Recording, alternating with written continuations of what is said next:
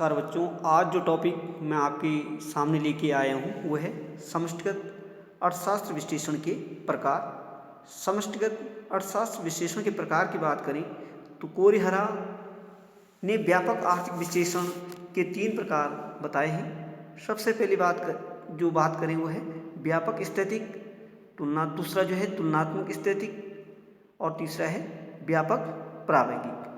तो सबसे पहले आपको समझना है कि व्यापक स्थैतिक क्या है। व्यापक स्थैतिक की बात करें तो इसके अंतर्गत संपूर्ण आर्थिक व्यवस्था का अध्ययन अस्थायी स्थिति में किया जाता है, परंतु इसमें जो है यह बताने का प्रयत्न नहीं किया जाता है कि आर्थिक दशा उस बिंदु विशेष अथवा समय पर किस प्रकार पहुंचती है। वस्तुतः यह तो साम्य का अध्ययन है और आर्थिक संसार में परिवर्तन क्या है, होता रहता है और विभिन्न यौगिक अपनी क्रिया या प्रतिक्रिया द्वारा नए नए संतुलन स्थापित करते रहते हैं। इन विभिन्न संतुलन स्थितियों का अध्ययन ही समष्टि स्थैतिक विश्लेषण कहलाता है। जो समष्टि स्थैतिक विश्लेषण की बात करें तो समष्टि स्थैतिक विश्लेषण के लिए जो है निम्न समीकरण जो है केन्स ने द्वारा दिया गया, y बराबर c प्लस आई।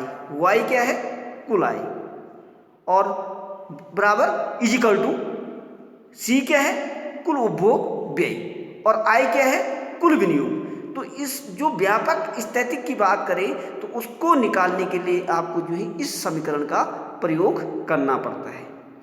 दूसरी बात करें तुलनात्मक समष्टि स्थैतिक। तुलनात्मक समष्टि स्थैतिक की बात करें तो आर्थिक व्यवस्था में सदैव जो है परिवर्तन होते रहते हैं और परिणामतः वह कभी स्थिर नहीं रहते हैं।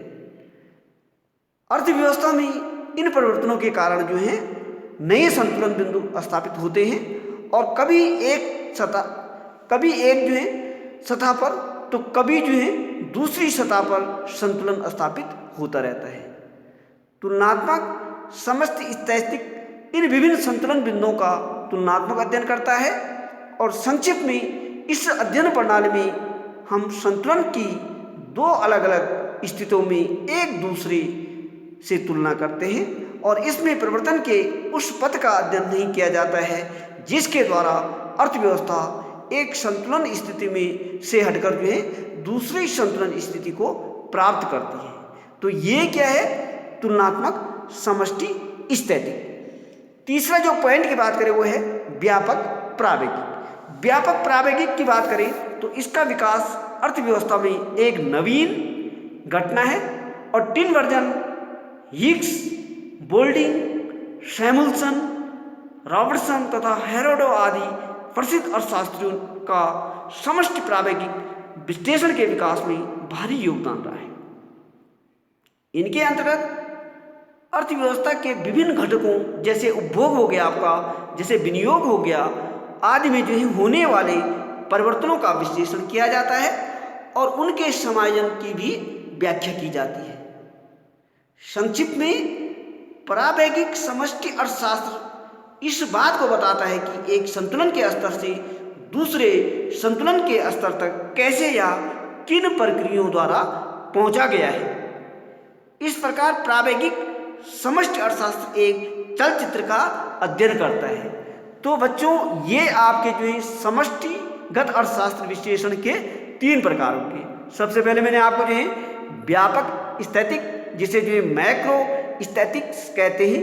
दूसरा जो प्रकार मैंने आपको बताया था तुलनात्मक समष्टि स्थैतिक कंपैरेटिव मैक्रो स्टैटिक, और तीसरा जो है व्यापक प्रावैगिक जिसे जो है मैक्रो डायनेमिक्स कहते हैं। तो ये आपको जो है ये वीडियो आप सुने और फिर अध्ययन करें तो आपके मुझे पूरा भरोसा है कि आपके समझ में आ जाएगा।